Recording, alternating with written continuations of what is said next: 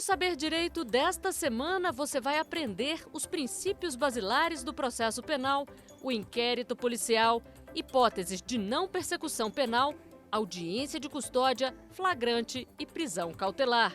As aulas são com o professor Arthur Alexandre.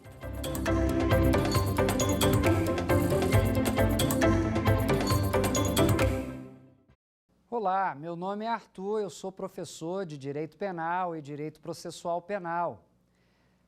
Nós vimos nas últimas 4 aulas tratando e fazendo abordagem de alguns assuntos importantes do processo penal. Tratamos lá desde os princípios basilares do processo penal, passando pelo inquérito policial, pela ação, pelo estudo da ação penal, pelo estudo das medidas cautelares e compreendendo as medidas cautelares dentro da estrutura da prisão, das prisões cautelares, a prisão em flagrante, prisão preventiva e prisão temporária. A gente chega, então, nesse momento da 5ª e última aula para abordar a prisão preventiva e a prisão temporária. Na última aula, a gente tratou da prisão em flagrante, né, que é uma das 3 modalidades de medida cautelar pessoal, né, de prisão preventiva, e a gente trabalhou também a dinâmica, o procedimento da audiência de custódia, né, desde o momento em que o agente é preso em flagrante, né, o momento em que ele fica custodiado e no prazo de 24 horas esse auto de prisão em flagrante é encaminhado para o juiz da audiência de custódia, que vai decidir, então, sobre os requisitos dessa prisão em flagrante. Verificamos que esse juiz da audiência de custódia, ele deve analisar, então, as hipóteses, ou deve analisar o flagrante sob as hipóteses previstas no artigo 310 do Código de Processo Penal. O artigo 310, ele diz no seu inciso 1 que a prisão em flagrante, se ela for ilegal, ela deve ser relaxada. O inciso 2 indica que se a prisão em flagrante, ela gerar ali dentro do contexto da análise das circunstâncias da prisão, as hipóteses que ensejam a prisão preventiva, haverá conversão dessa prisão em flagrante em prisão preventiva, com a possibilidade do juiz avaliar outras medidas cautelares diversas da prisão, aquelas previstas no artigo 319 do Código de Processo Penal. E terceira e última hipótese, que pode ser trabalhada por esse juiz da custódia, é a hipótese, então, de se conceder a liberdade provisória. Isso acontece quando o juiz analisando ali as circunstâncias envolvendo o agente preso em flagrante, não vislumbra a presença de nenhuma das hipóteses que autorizariam a prisão preventiva. E aí seria, então, a hipótese de se conceder a liberdade provisória, com ou sem fiança, né? A fiança, ela é uma hipótese de garantia processual. O agente paga determinado valor, né, a depender ali da pena prevista para o crime cometido. Quem vai definir esse valor é a autoridade policial ou a autoridade judicial.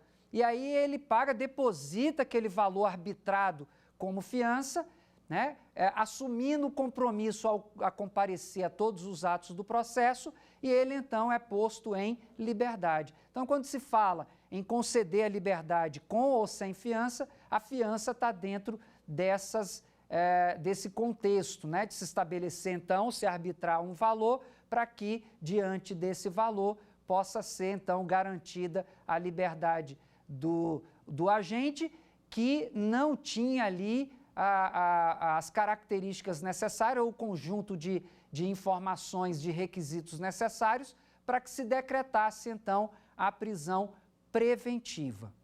E aí, vejam, o inciso 2 do artigo 310, ele traz a hipótese de se converter o flagrante em prisão preventiva, desde que as circunstâncias que permitam a prisão preventiva elas estejam presentes, né? Os requisitos estejam presentes.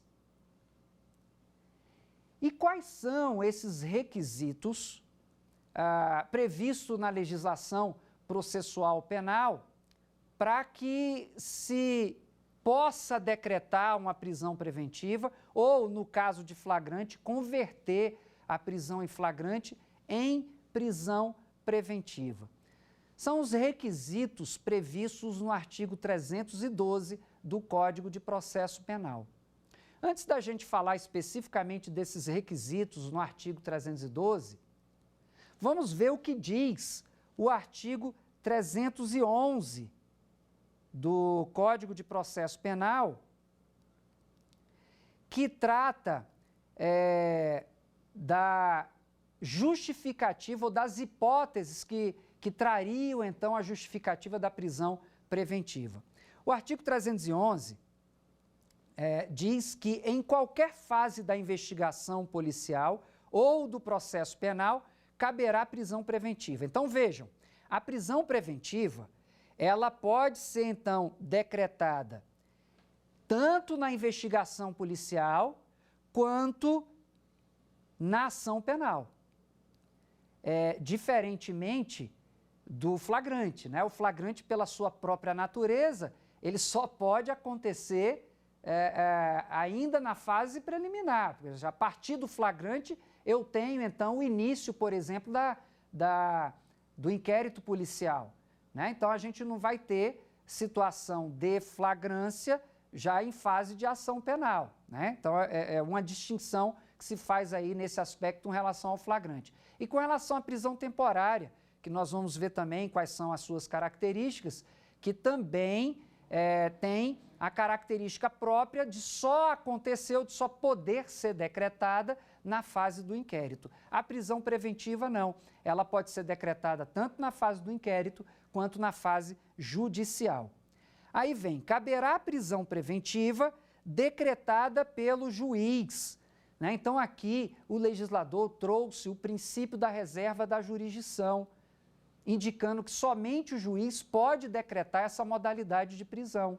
Essa modalidade de prisão, a prisão preventiva, ela será decretada pelo juiz diferentemente da prisão em flagrante, que qualquer do povo pode executá-la, ou os agentes de segurança pública devem, né, na presença de um flagrante, executar então essa prisão em flagrante, né? Então aqui na prisão preventiva, rege aí o princípio da reserva de jurisdição, aonde somente o magistrado, e não é qualquer magistrado, é o magistrado competente, né? No caso da conversão do flagrante em preventiva, a lei de organização judiciária determina aqui no Distrito Federal que essa conversão seja feita por um juiz da audiência de custódia.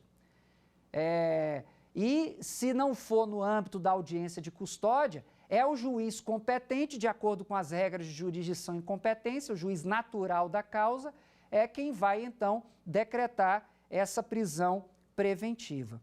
E aí continua o artigo 311 dizendo o seguinte: há requerimento do Ministério Público, do querelante ou do assistente ou por representação da autoridade policial.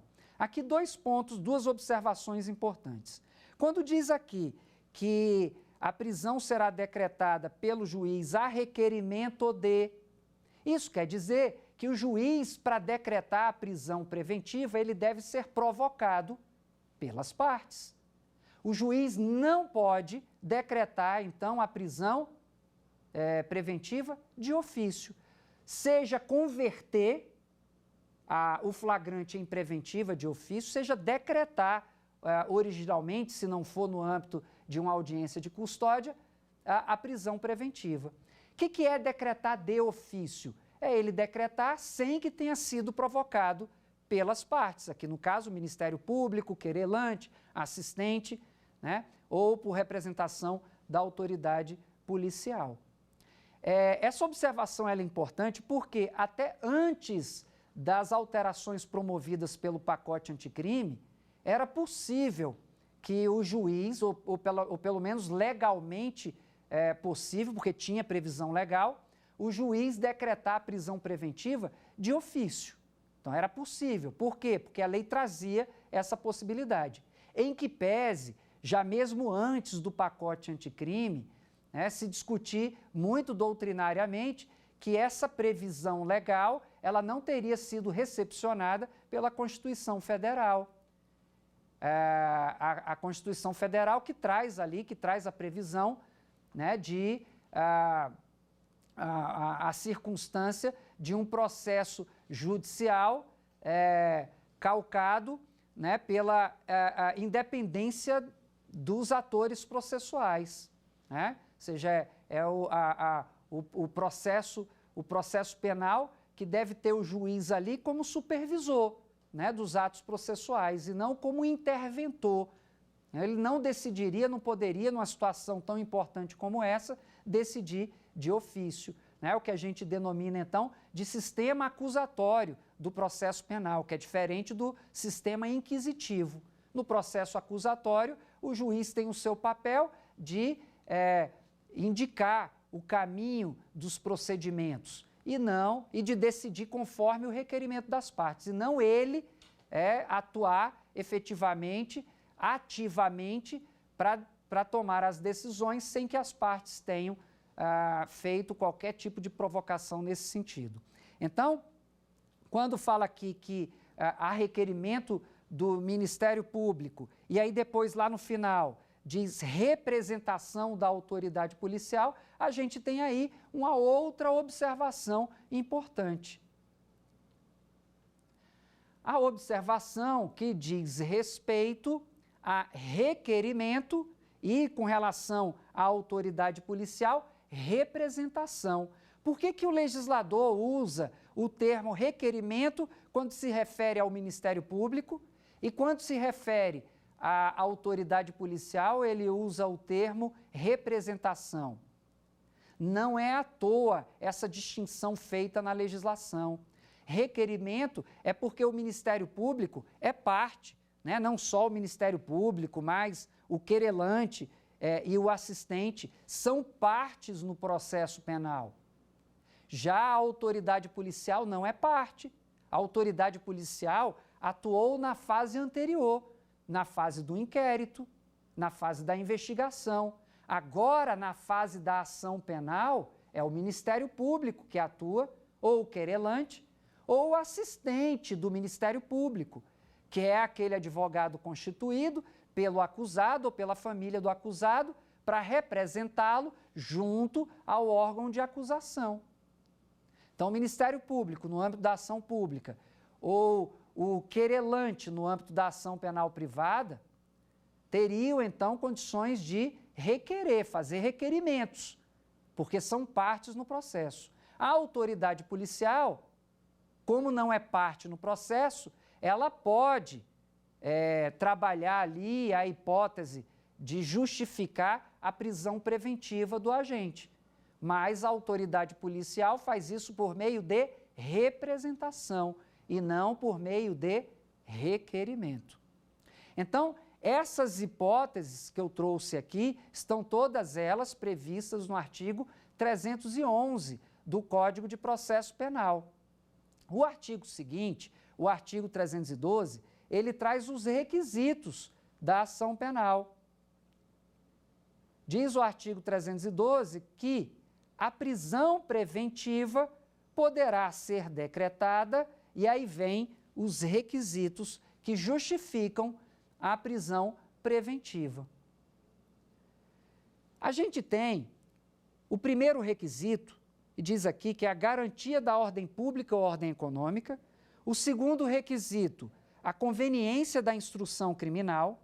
Terceiro requisito, assegurar a aplicação da lei penal. E o terceiro requisito, aliás, o quarto requisito, quando houver prova da existência do crime e indício suficiente de autoria e de perigo gerado pelo estado de liberdade do imputado. Essa redação do artigo 312, ela também foi alterada pelo pacote anticrime e começou a vigir em janeiro de 2020. Vejam, a alteração do pacote anticrime se refere à parte final do artigo 312, que é o perigo gerado pelo estado de liberdade do imputado. Já já vamos falar sobre isso. Vejam, eu dividi então os requisitos da prisão preventiva em 4 momentos, dentro da previsão do artigo 312. Garantia da ordem pública, o primeiro. Conveniência da instrução criminal, o segundo. Terceiro, para assegurar a aplicação da lei penal. E quarto, prova da existência do crime, indício suficiente de autoria e o perigo gerado pelo estado de liberdade do imputado. É o quarto. Vamos começar pelo último requisito. E por que eu começo pelo último?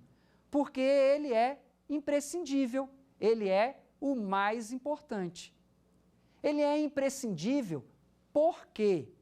Ele é imprescindível porque no seu conjunto de informações, ele traz requisitos mínimos para que se prenda alguém preventivamente, cautelarmente. Que requisitos são esses? Ora, diz aqui da necessidade da prova da existência do crime, ou seja, necessidade de que esteja presente a materialidade da conduta delitiva. O que quer dizer isso? Que o crime efetivamente aconteceu. Ora, há, vamos dizer assim, objetividade jurídica e razoabilidade em se decretar a prisão de alguém por crime que eu não sei se realmente aconteceu ou não. Não há nenhuma razoabilidade, não há nenhuma ponderação em uma prisão decretada nesse contexto. E aí, por isso, é fundamental que se esteja demonstrada a materialidade do crime, a prova de que o crime efetivamente aconteceu. Outra característica desse requisito é a de que deve ter, então, a presença de indício suficiente de autoria. Vejam, indício suficiente de autoria, veja que o legislador trouxe aqui não somente indício, ele trouxe também a palavra suficiente, ou seja, eu tenho que ter um indicativo, o indício é um indicativo concreto, efetivo, de que aquele contra quem está sendo decretada a prisão preventiva tenha substancialmente elementos que demonstrem que ele praticou a conduta atribuída a ele. Então, eu tenho que ter a prova de que o crime aconteceu e eu tenho que ter elementos robustos, indicativos da prática criminosa por esse agente, por esse elemento.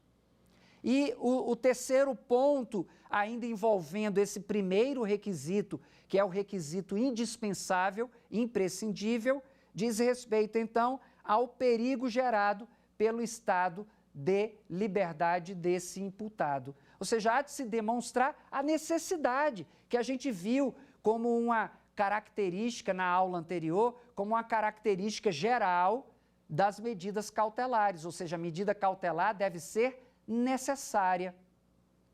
Não há razoabilidade também em uma prisão preventiva decretada, ou seja, eu estou restringindo a liberdade de alguém e não há a necessidade efetiva dessa medida cautelar, dessa medida extrema da prisão preventiva. Então, vejam, esse conjunto, né, que envolve aqui 3 elementos, a materialidade, a autoria e o perigo do estado de liberdade do imputado, são elementos imprescindíveis para que se decrete a prisão preventiva de alguém. Não é possível que alguém seja preso sem que estejam presentes esses elementos. Então, esse primeiro requisito é o requisito indispensável. Sem ele, por isso que eu coloquei ele já no início da abordagem aqui dos requisitos da prisão preventiva. Sem ele, não é possível, então, decretar a prisão preventiva. Esse requisito ele tem que estar unido a um dos outros 3 requisitos mencionados anteriormente. Então, o primeiro requisito, então, após esse que é imprescindível, é então a garantia da ordem pública e econômica, que é um conceito vago e indeterminado. Vago e indeterminado por quê? A gente consegue vislumbrar dentro dessa expressão garantia da ordem pública uma série de hipóteses, né, que estariam ali trazendo a possibilidade dessa garantia da ordem pública. Vejam só, a garantia da ordem pública pode ser em razão da periculosidade do agente, pode ser para assegurar a paz social, pode ser em razão da gravidade do crime, pode ser para assegurar a credibilidade da justiça. E uma última hipótese que eu trouxe aqui, pode ser em razão da repercussão social ou a repercussão dos meios de comunicação. Essas hipóteses estariam dentro do contexto da garantia da ordem pública ou da ordem pública? Estariam. Todas essas hipóteses que eu trouxe aqui em forma de pergunta, eu retirei de jurisprudências já consolidadas, firmadas, no âmbito do Superior Tribunal de Justiça, o STJ. Então, vejam, é um conceito que pode ter um leque de possibilidades tão grandes como essas hipóteses que eu trouxe aqui em forma de perguntas, não pode ser um conceito objetivo, determinado, preciso. Muito pelo contrário, é um conceito vago e indeterminado. E isso, no âmbito do processo penal, ainda mais gerando a possibilidade de prisão de alguém, ou seja, de restrição de liberdade de alguém, é extremamente perigoso, porque se coloca nas mãos do magistrado um instrumento de prisão extremamente aberto, que pode ter a sua justificativa aplicada em decisões judiciais de uma forma extremamente aberta, né? Isso gera certa insegurança jurídica. Então, a garantia da ordem pública está dentro dessas possibilidades. O que parte da doutrina compreende como instrumento eficaz para resolver essa questão do conceito vago e indeterminado? É se estabelecer uma diretriz única para a definição do que seria ordem pública. Ordem pública pode ser entendida, então, como algo ou um instituto a se garantir que o agente criminoso não volte a praticar crimes, ou seja, para impedir ou inviabilizar a reiteração criminosa. Parte da doutrina, então, defende que a garantia da ordem pública seja compreendida nesse contexto, de que se restrinja a ideia da ordem pública a tão somente a hipótese de se evitar a reiteração criminosa, ou seja, que impeça o indivíduo, o agente, de voltar a delinquir. Né? Isso para garantir, então, uma segurança jurídica maior ao se decretar a prisão preventiva, com fundamento nesse requisito.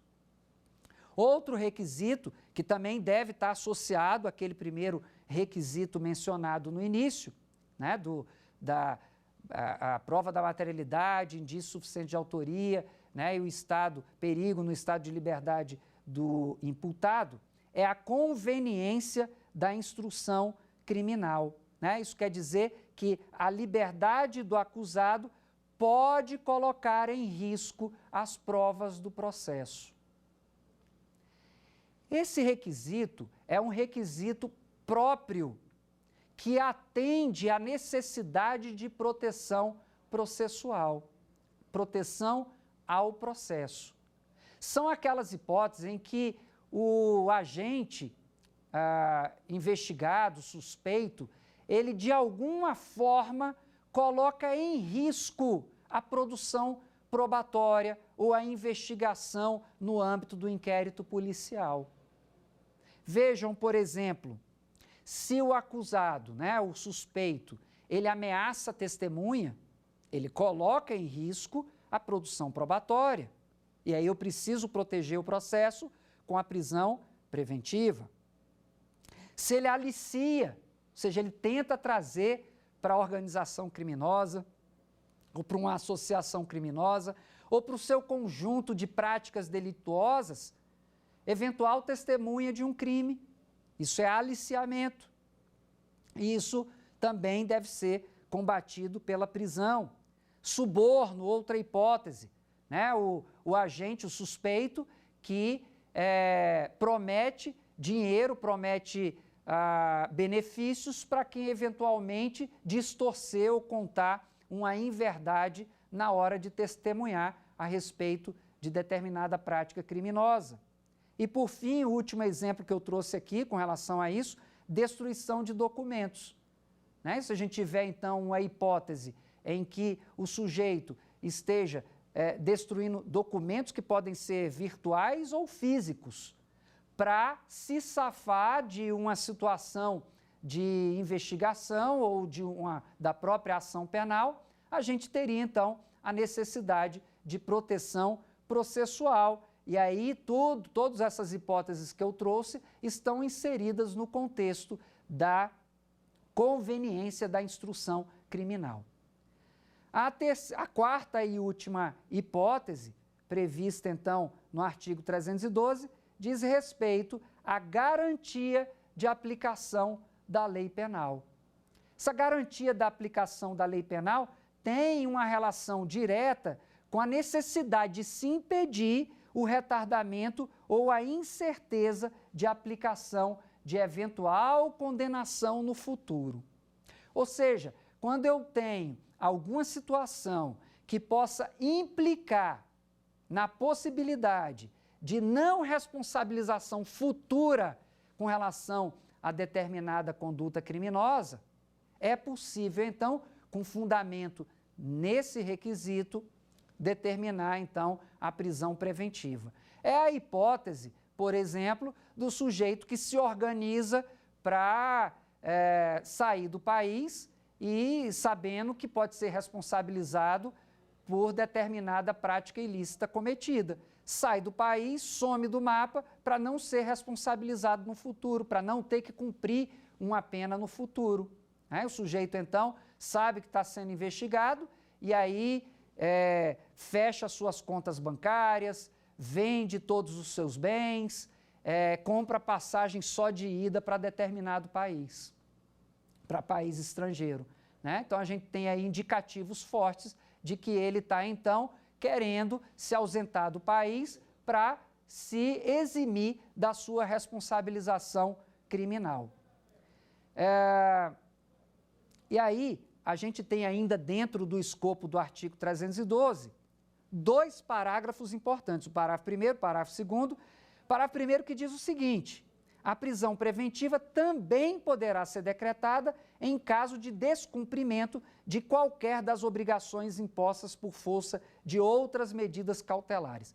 Que outras medidas cautelares? Aquelas medidas cautelares diversas da prisão que eu mencionei na aula anterior.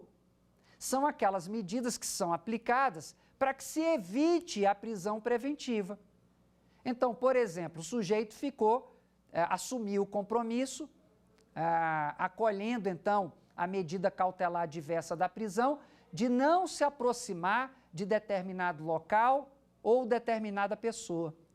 E aí ele se aproxima. Quando isso acontece, ele descumpriu a medida cautelar diversa da prisão. E aí o que diz o parágrafo 1º? Quando isso acontece, é possível, então, ser decretada a prisão preventiva. Mas vejam, quando diz aqui, a prisão preventiva também poderá ser decretada em caso de descumprimento de qualquer obrigação de outras medidas cautelares impostas, isso também deve estar dentro daquele entendimento do artigo 311 de que deve haver a provocação das partes. O juiz não pode decretar de ofício. Então, se alguém deixa de cumprir determinada obrigação de outras medidas cautelares diversas da prisão, deve o Ministério Público, o assistente ou o querelante, ou ainda por representação da autoridade policial, requerer, ou representação, ou pelo requerimento ou por representação, requerer, então, a decretação da prisão preventiva por esse motivo. E aí sim o juiz irá decretar. Não pode fazê-lo de ofício.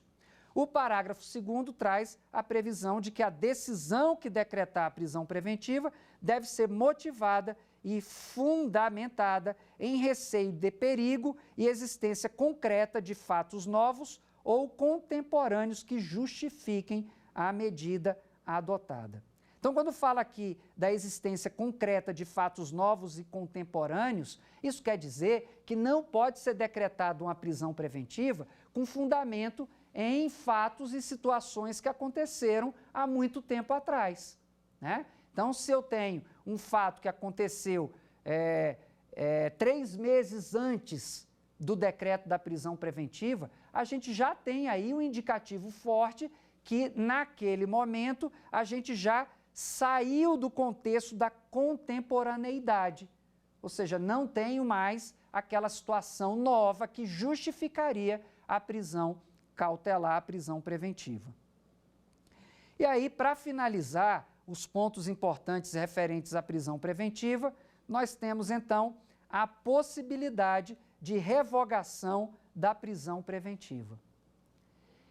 Essa revogação da prisão preventiva traz lá as suas possibilidades no âmbito do artigo 316 do Código de Processo Penal, que diz que, quando cessarem os motivos que justificaram anteriormente a prisão preventiva, a gente teria, então, a possibilidade de revogá-la, né? E aí o juiz poderia, então, decretá-la novamente se voltarem a persistir aqueles elementos que justificaram a prisão preventiva. Então, quando que a gente tem a possibilidade de revogação da preventiva?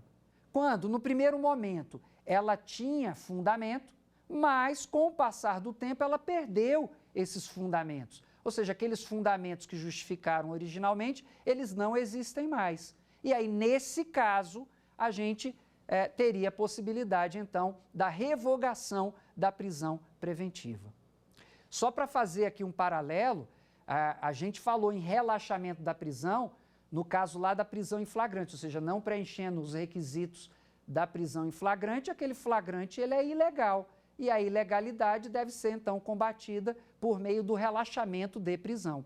Aqui na prisão preventiva, da mesma forma. Se o meu fundamento para que a prisão preventiva deva ser cessada é a de que ela não preenche os requisitos da lei, estamos tratando, então, de uma prisão ilegal. E aí a prisão ilegal deve ser combatida, então, com o relaxamento da prisão. Agora, se o fundamento é porque aquele motivo original ele não existe mais, eu vou combater, então, essa prisão preventiva com o pedido de revogação da prisão preventiva. E aí, para finalizar, a gente tem, então, a prisão temporária. A prisão temporária não está prevista no Código de Processo Penal. Ela está prevista na Lei 7.960 de 1989.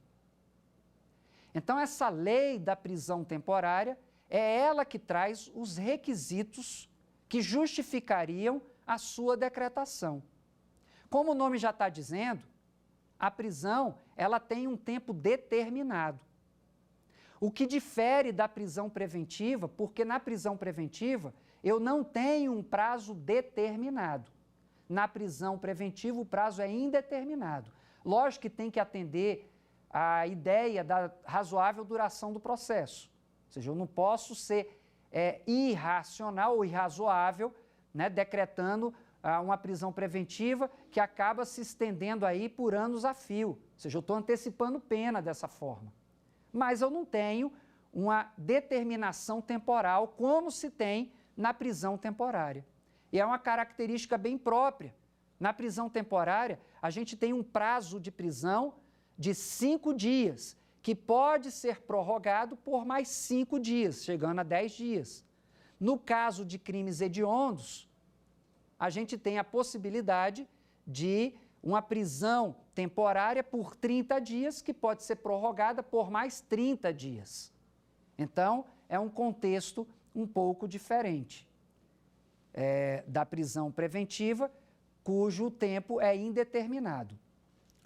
E no artigo 1º já dessa lei 7.960 de 1989, a lei da prisão temporária, já traz então os requisitos dessa prisão temporária, que são bem simples. Incisos 1 e 2, que diz respeito ao perigo na demora, né, quando imprescindível para as investigações no inquérito policial, e o inciso 2, quando o indiciado não tiver residência fixa ou não fornecer elementos necessários ao esclarecimento de sua identidade. Então, essas são as hipóteses do perigo na demora, incisos 1 e 2 do artigo 1º.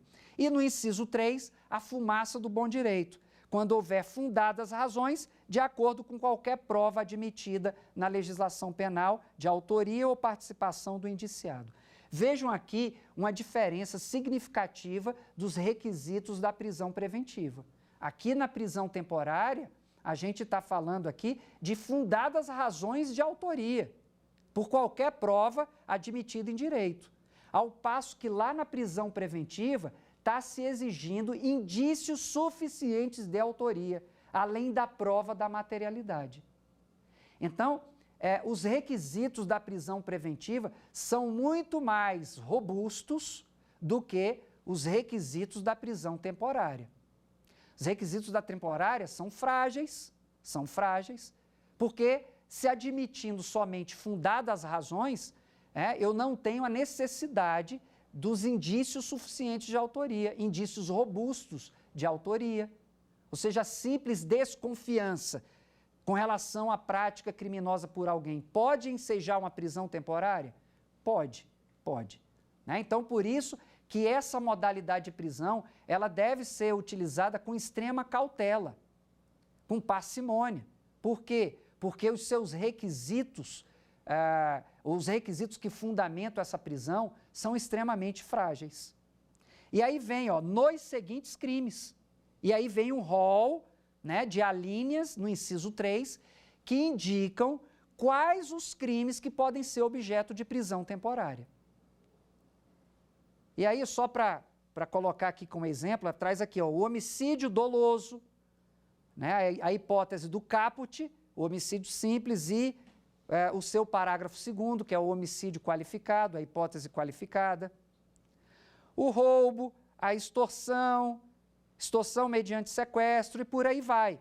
Né? Só uma observação que até hoje a gente tem a linha G, né, nessas hipóteses aqui do rol do inciso 3, né, que chama de atentado ainda, de atentado violento ao pudor, né, que não existe mais na nossa legislação penal, porque o atentado, chamado atentado violento ao pudor, está hoje inserido dentro do contexto do crime de estupro. Então, a gente tem aqui um rol do inciso 3, que é um rol taxativo, não é exemplificativo. Esse rol taxativo, ele tem essa denominação porque se eu não estiver diante dessas hipóteses criminais ou criminosas, eu não poderei decretar, ou não será possível decretar a prisão temporária. Aí, só para fechar, então, o entendimento com relação à prisão temporária, a gente tem as regras de competência, os prazos, o procedimento no artigo 2º dessa lei. É uma lei bem curta, que tem apenas 8 artigos, e aí fala dos procedimentos, fala desse prazo que eu mencionei, que é um prazo de 5 dias, podendo ser prorrogado por mais 10 dias, e no caso de crimes hediondos, o prazo passa a ser de 30 dias, podendo ser prorrogado por mais 30 dias. Essa regra aí dos 30 e 60 dias, dos crimes hediondos está previsto na lei dos crimes hediondos, aí não está aqui na lei da prisão temporária. A lei dos crimes hediondos traz ali hipóteses. Primeiro, definem quais são os crimes hediondos e traz as hipóteses, então, de recrudescimento no tratamento para quem pratica os crimes relacionados na lei dos crimes hediondos e os equiparados a hediondos, que é o tráfico, tortura e terrorismo. Então, esse conjunto de crimes, se eles são praticados, né, e tem o preenchimento dos requisitos da prisão temporária, eles serão decretados não por 5 dias, mas por 30 dias, podendo ser prorrogado por mais 30 dias, podendo chegar então a 60 dias de prisão temporária. E aí, para fechar então, né, só para estabelecer aqui uma distinção, a prisão temporária, diferentemente da prisão preventiva, ela pode ser decretada no âmbito do inquérito policial. A prisão preventiva pode ser decretada tanto no inquérito quanto na ação penal. A prisão temporária tem um prazo determinado, né, de tempo de prisão. A prisão preventiva ela é decretada por prazo indeterminado. E, por fim, a gente tem aqui os requisitos, né, que são extremamente diferentes. Né? Na prisão preventiva, eu tenho requisitos mais robustos, mais aprofundados para a decretação da prisão, diferente da prisão temporária, que exige tão somente fundadas razões de autoria, né, que é um contexto bem diferente e muito mais fragilizado do que a ideia da prisão preventiva, que exige os indícios suficientes, os indícios robustos de autoria.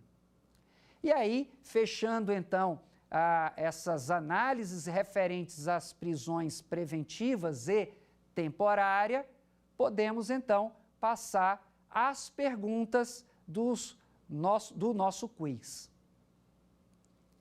A primeira pergunta é a seguinte: quanto à prisão temporária, letra A, o juiz poderá decidir independentemente de manifestação do Ministério Público. Será possível em homicídio qualificado, mas não em homicídio simples.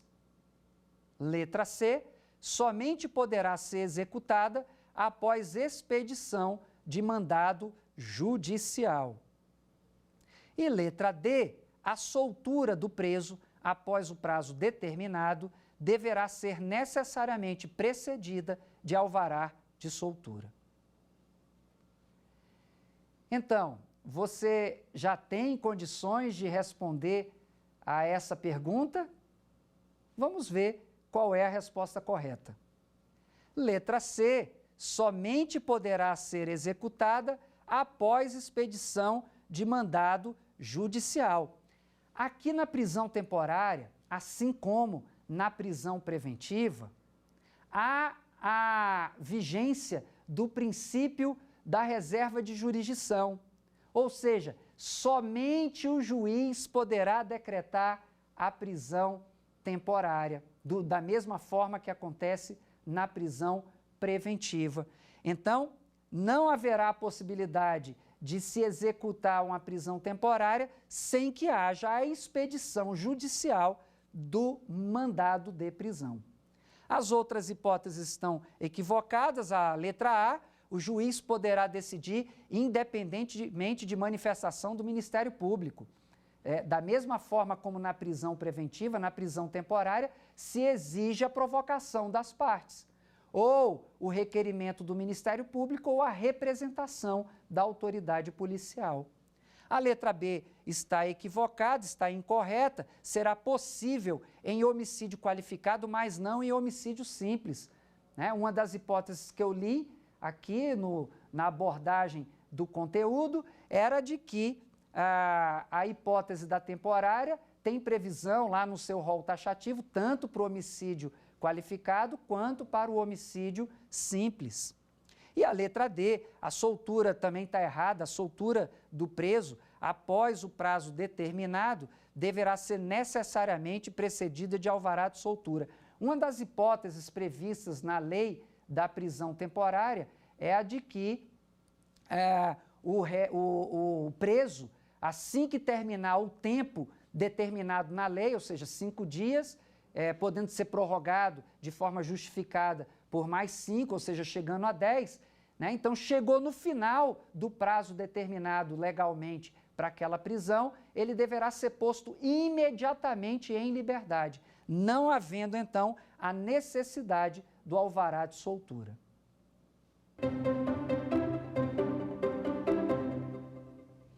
É possível a decretação da prisão preventiva, letra A, por descumprimento de qualquer das obrigações impostas por força de outras medidas cautelares. Letra B, para fatos antigos, desde que demonstrada a periculosidade do agente.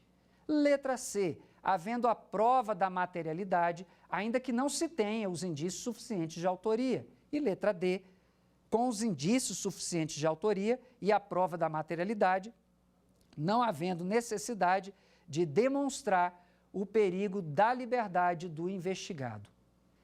Então, você, com base no que a gente discutiu na aula de hoje, tem condições de responder essa questão? Vamos à resposta correta. A resposta correta é a letra A, por descumprimento de qualquer das obrigações impostas por força de outras medidas cautelares. Foi a hipótese que nós trabalhamos na análise do parágrafo 1º do artigo 316. A letra B está incorreta porque, para fatos antigos, a hipótese do parágrafo 2º, não se pode decretar a prisão preventiva, né? A questão da contemporaneidade. Letra C está errada porque, havendo a prova da materialidade, ainda que não se tenha os indícios suficientes de autoria, né? Ou seja, eu preciso dos dois, né? Tanto da prova da materialidade quanto os indícios suficientes de autoria. Não tendo um, eu já não posso ter mais, ou não tenho a possibilidade da decretação da prisão preventiva. E a letra D está errada, né? Com os indícios suficientes de autoria e a prova da materialidade, não há necessidade de demonstrar o perigo da liberdade. São 3 elementos. É a prova da materialidade, os indícios suficientes de autoria e o perigo na liberdade do imputado. Faltando um desses 3, a prisão preventiva não pode ser decretada. Passamos, então, à outra pergunta do quiz.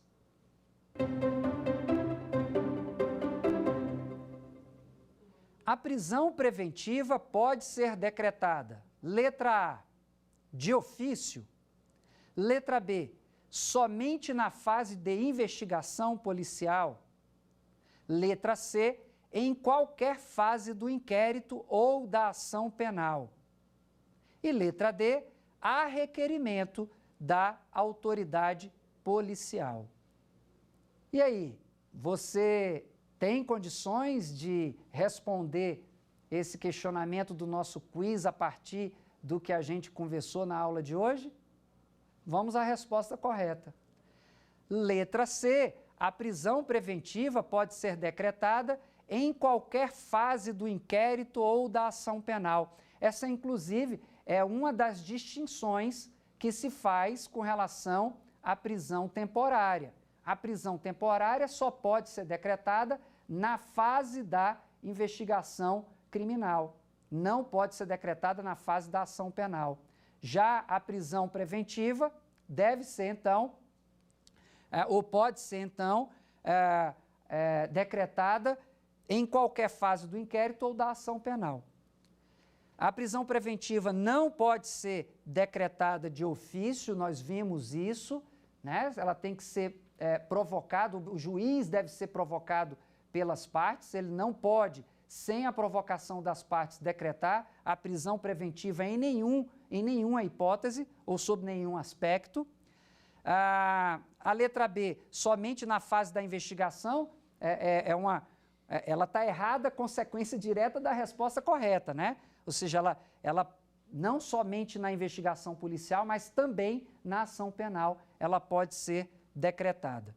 E a letra D, a requerimento da autoridade policial. aqui há só um trocadilho aqui de palavras, né? A autoridade policial, ela representa pela prisão preventiva, ela não promove requerimento, porque o requerimento é de quem é parte no processo, ou seja, o Ministério Público, ok? Então a letra D também está errada. Finalizado o quiz, podemos então fazer um pequeno resumo do que foi tratado na nossa aula de hoje, começando então pelas hipóteses que viabilizam a prisão preventiva. Vimos ao longo da aula de hoje que o artigo 311 é um artigo importante para a compreensão dos elementos constitutivos da prisão preventiva, porque ele traz ali a reserva da jurisdição, indicando então que a prisão preventiva só pode ser decretada por força de decisão judicial. A gente compreendeu também que essa decisão judicial ela tem que ter uma provocação das partes, dos órgãos de persecução penal, Ministério Público, autoridade policial, e a gente viu que é no artigo 311 que se faz então a distinção entre o requerimento do Ministério Público e a representação da autoridade policial, exatamente porque o Ministério Público é parte na ação penal e a autoridade policial não, mas ambos esses órgãos de persecução criminal têm a prerrogativa de requerer a prisão preventiva. Vimos também que no artigo 312 nós temos os requisitos para que seja decretada a prisão preventiva. E a gente viu que tem um requisito que ele é o requisito indispensável, o requisito que sem ele eu não preciso nem ir à análise dos demais requisitos, que é o requisito da prova da materialidade. Eu coloco ele em 3 elementos, né? O primeiro elemento, a prova da materialidade, os indícios suficientes, robustos de autoria e a condição de que a prisão seja efetivamente necessária porque o réu solto ou indiciado, o suspeito solto, traria então perigo com a sua liberdade. Sem um desses 3 elementos, eu já não tenho esse requisito necessário e já não posso, então, decretar a prisão preventiva. Mas presente esse requisito, eu posso passar, então, a análise dos demais requisitos. A garantia da ordem pública, a gente viu que é um conceito vago e indeterminado, né? Porque a ordem pública pode ser analisada sob diversos aspectos, mas a gente tem uma orientação, um encaminhamento doutrinário no sentido da necessidade de se deixar esse conceito mais objetivo, como, por exemplo, compreendendo que ordem pública é para que se evite a reiteração criminosa. E aí a prisão preventiva vem, então, como garantia dessa ordem pública. A gente viu também, como outra característica, a necessidade de se proteger o processo criminal, né? A garantia da instrução criminal, aquelas hipóteses que podem gerar, de alguma forma, prejuízo para o processo, né? Então, o sujeito que ameaça testemunha, que destrói provas, que esconde provas, né? Então, são situações que podem gerar também a necessidade e a justificativa da decretação da prisão preventiva. E a gente tem também a hipótese da garantia da aplicação da lei penal, né? Daquelas hipóteses em que o sujeito tenta se eximir da sua responsabilização criminal, né? Pretendendo fugir, por exemplo, é uma das possibilidades. E aí, nessa situação, também se justificaria a prisão preventiva. Então, são as hipóteses que justificam a prisão preventiva, né? A gente viu também as hipóteses do parágrafo 1º, do parágrafo 2º, que também trazem essa possibilidade, quando o agente teve a possibilidade, né, de não ser preso porque foi aplicada outra medida cautelar diversa da prisão, mas ainda assim ele descumpre a medida, né? Então, é uma situação que gera também a possibilidade da prisão preventiva, né? E a hipótese do parágrafo 2º, que traz, então, fecha, então, essas situações que justificam ou que garantem a legalidade da prisão preventiva, que é a contemporaneidade, a necessidade, então, que a prisão se refira a fatos recentes e não a fatos antigos. E, por fim, trabalhamos, então, as hipóteses caracterizadoras da prisão temporária. Vimos, então, que a prisão temporária está prevista numa lei extravagante, né, numa lei apartada, chamada Lei da Prisão Temporária, e não no Código Penal. E no artigo 1º, a gente tem ali os requisitos dessa prisão temporária, que não são requisitos tão robustos, tão incisivos como os requisitos da prisão preventiva. E no artigo 2º, a gente tem, então, a determinação ou a previsão temporal dessa prisão temporária. Como o nome já está dizendo, ela tem um tempo determinado, diferente da prisão preventiva.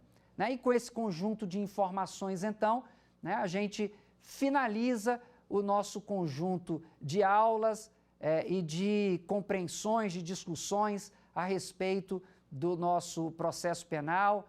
Vimos lá desde o estudo dos princípios, fechando, então, com essas análises a respeito das medidas cautelares, especificamente das prisões cautelares.